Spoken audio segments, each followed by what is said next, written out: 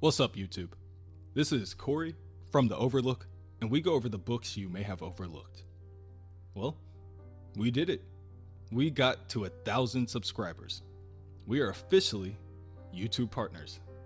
We are also, as of last week, Twitch affiliates. So hop on over there if you ever want to hang out with us while we play games or record some of our shows. Also, lastly, we have a Discord. Join. Let's talk about stuff.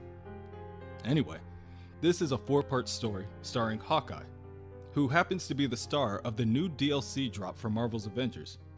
You should already know who the villain is if you clicked on the icon, so tell me how you think he stacks up to his MCU counterpart. After a recent adventure took Clint Barton and his ex-wife, Bobby Morse, aka Mockingbird, to Russia to aid Natasha Romanova, the Black Widow, in stopping a terrorist who was not only targeting spies such as Mockingbird and Natasha, but masquerading in Clint's old Ronin costume. Their mission was victorious, but not without some damage.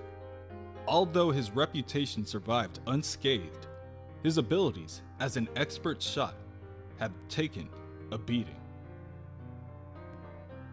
Currently, at the New York City Harbor, the Avengers face off against the 6th iteration of the Lethal Legion. This motley crew of villains turned into heroes to only once again return to villainy is comprised of Absorbing Man, Mr. Hyde, Tiger Shark, and the Grey Gargoyle. The 4 villains stand outmatched by the Earth's mightiest heroes. On the side of good, you have Iron Man, Thor, Jessica Drew, also known as Spider-Woman, and Hawkeye. Hawkeye pulls out his bow, boasting that the Lethal Legion is outpowered, with no chance of winning, and they are about to hurt in places they didn't even know they could bruise. The members of the Legion find Hawkeye's notions laughable, stating that Hawkeye is speaking so confidently because of his close proximity to his allies. Regardless, the Lethal Legion has taken down Avengers before, and so they shall once again. Hawkeye calls the villains on their bluff, pulls back his bowstring, and releases an arrow. And the arrow misses. Seeing this as both a confirmation and a sign, Absorbing Man lifts up an armored truck and tosses it at Hawkeye. Iron Man swoops in and destroys the car in mid-air with a repulsor blast. Probably not the best time to miss, he advises. Later, in the Avengers mansion, Tony stops Clint in the hallway to speak with him about something urgent. Clint continues down the hallway saying, "That kind of deep, serious voice may work in boardrooms or on the ladies, gajillionaire playboy, but not me. You want to talk. I don't. Pretty easy concept." Then, Clint becomes lightheaded. His footsteps stutters and he almost trips. Tony tells him that he can't keep running from this. Tony has gone over recordings from every outing Clint's been on with the Avengers since he got back from Russia. "You took a blow to the head. It was in the report. Since then, you've been off target by a range of .07 to as much as 3% on the majority of your shots." Clint brushes it off. "I was distracted by Tiger Shark. Stripes are last season. It was very unnerving. Besides, we won." Tony continues with the topic at hand.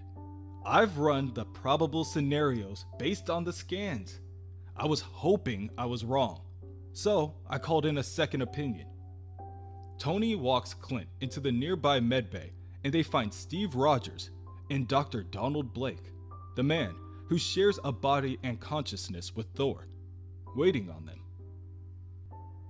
Clint attempts to laugh off the uncomfortable confrontation, but it doesn't take long for Tony to tell him what is really on their mind. "You're going blind, Clint," he says flatly, in an attempt to get Clint to take the situation seriously. He then lets the doctor speak. Dr. Blake tells Clint that when he was in Russia, he suffered blunt force trauma to the back of his head. His cowl absorbed some of the blow, but not nearly enough.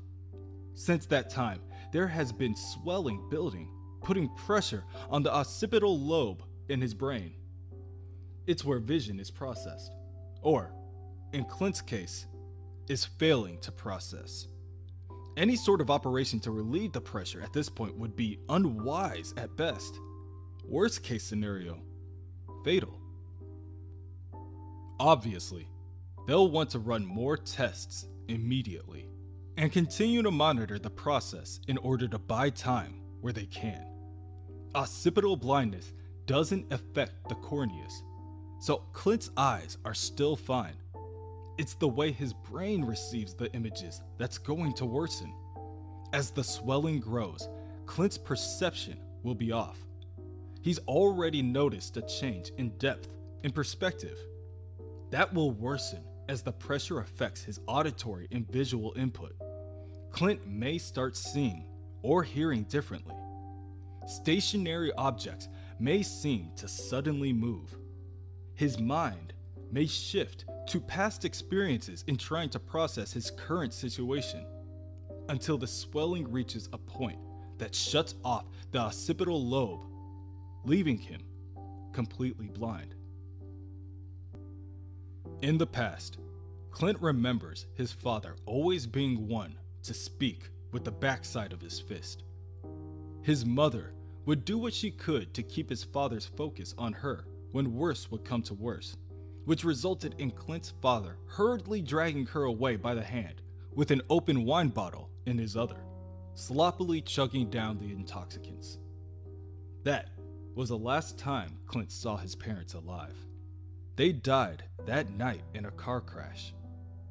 Sometimes, a robber or a supervillain takes away the ones you love, setting you on a path to one day be a hero.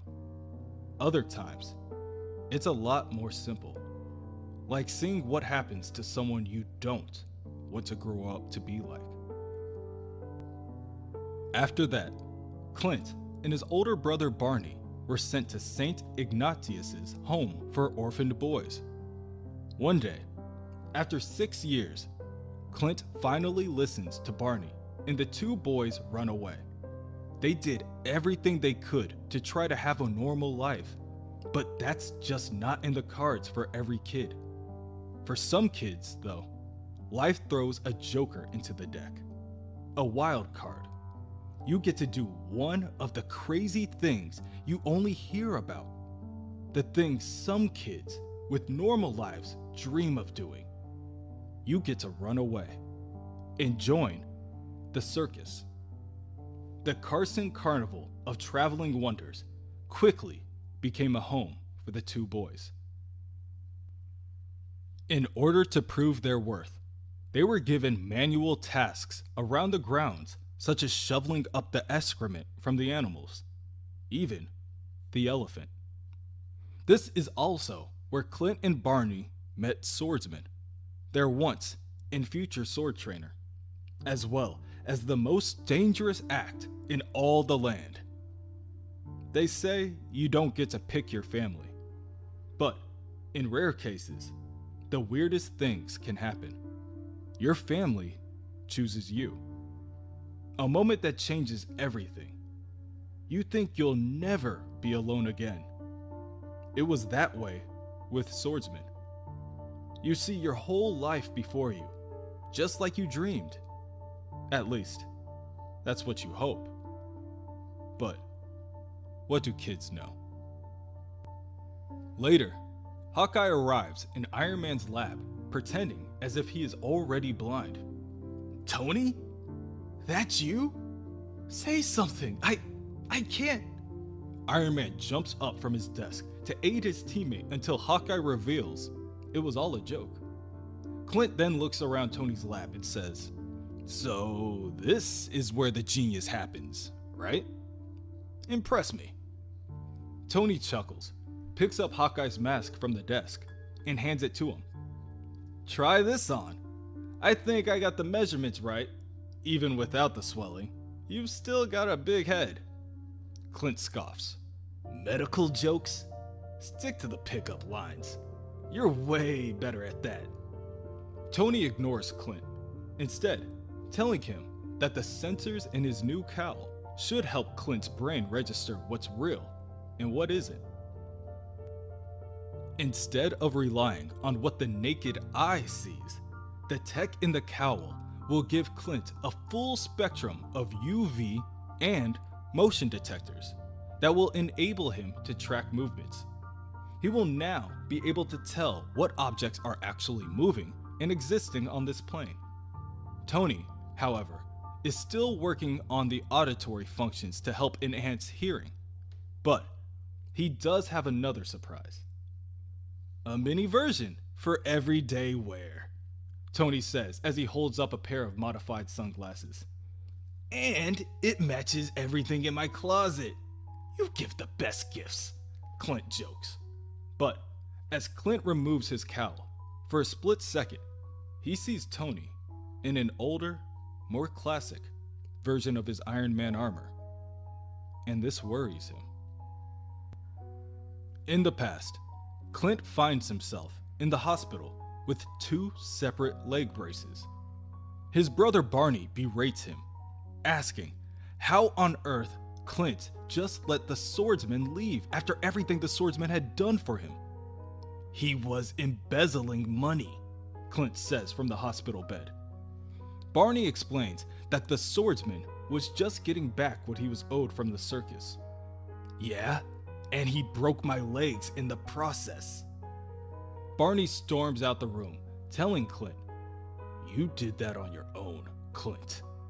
If that's how you want to live, fine. Be on your own. We'll see where your life leads you." Strange enough, this was the same day that Clint became the student of a second member of the circus, Trickshot. Trickshot told him that day, "Don't worry, Barton. You're not alone. You're going to be fine. Have the life you always wanted. Can't you see it with those hawk eyes of yours? Old Trickshot'll make sure of that, if you let me." And so Clint learned how to wield a bow, and Trickshot made sure he never forgot the golden rule. Always have a trick up your sleeve. So, naturally, when Clint found Barney and Trickshot teaming up with the mob for a Robin Hood-esque heist, Clint did not approve. "This isn't what I signed up for," he told his teacher. "My brother's hurt because of my talent. We're leaving." Trickshot pulled back a number of arrows and each hit Clint in critical points. The last words Trickshot said to him that day were, "Just remember, you owe me. You'll always be who you are because of me." It's strange. You make your way in the world, sometimes trying to just be happy, even when everything around you sucks. And when that doesn't work, you find yourself wanting to make others happy. If you're lucky, you find something in these that make you happy. You may even be so blinded by happiness that you overlook things. You never want it to end, so you overlook things. Even enough to ignore you're playing with fire. You turned a blind eye because you're too dumb to not look, or because you want to protect yourself and stay in the dark. But instinct takes over. Actions reveal character, and you wish you could just pull the blanket back over your eyes rather than facing the truth. You find out, though, the truth is always hiding up someone's sleeve. You hope it's yours. In this case, you'd be wrong. You learn also that life has a sick sense of humor. Everything it gives you can explode in your face. The next time you see the last members of your family, your mentor and enemy would beg you to end his life, while your brother would sacrifice his own to save yours. And like that, you find out you can be orphaned over and over again. But at least you have an audience, until something newer and shinier comes flying by. Then everyone seems to forget you even existed. And then you find you need to change in order to be respected or recognized even. Sometimes that change is exactly what you need to put you on the road to who you really will be. Of course, there's always those rocky first steps, especially if there's a woman involved. It's even worse when you're out on your own. Perceptions of you are tough to change, even to yourself. It doesn't matter if you've got pressure on your occipital lobe or whatever. You can't always believe what you see or read. Sometimes you have to dig in and go with your gut. Know who you are and make sure everyone else sees it too. Later, Clint is playing with the heat sensors in his new glasses when Maria Hill interrupts his solitude. Hey, Mr. Sunglasses at Night. Hey, didn't peg you as an 80s music fan, Hill. It's the haircut. You got a call, she says as she turns on the display of a nearby monitor. Hawkeye jumps to his feet when he sees a recording of Trickshot coming from inside the tower. What the hell? He asks as he watches Trickshot collapse to the floor. Then, a voice echoes through the speaker saying, "He's here so you can pay your final respects. See you soon." The person says coldly before hanging up the call. Clint and Maria sprint out the room to find the collapsed Trickshot laying alone in the darkness. They summon Dr. Blake and a med cart in order to escort Trickshot into the medical wing. Dr. Blake does what he can, but Trickshot's injuries are intense. Whoever did this to him inflicted the trauma over at least the past year, maybe more. The jaundice of the skin and the leg swelling seem to indicate that the man, Shishom, Clint interrupts. His name is Buck Shishom. Trickshot? Maria asks. The guy who tried to kill you more than once? He reformed when he found out he had cancer. It made him rethink a lot. But it was in remission when I last saw him, Clint tells her. Dr. Blake apologizes to Clint, explaining that Mr. Shishom is no longer in remission. Any treatment he could have received appears to have been withheld from him over the past year. The only thing they can do is make the man comfortable. The doctor advises that it may be best if Clint uses this time to say his farewell. The others leave the room and give Clint and Buck some privacy. Clint, Trickshot mumbles. I'm so sorry. Don't, Clint tells him. We made our peace a long time ago. Just tell me who did this to you. He made me do it. I tried to say no. His benefactor, he called him, would help me if I trained him. Never thought I'd set foot in another circus. He's good. Almost as good as you. And he hates you. Won't stop until he kills you. I'm so sorry. Elsewhere, on Coney Island, a new Trickshot enters the grounds of a closed-down circus. He walks straight into a dilapidated building housing a hall of now broken mirrors and continues to the back of the building.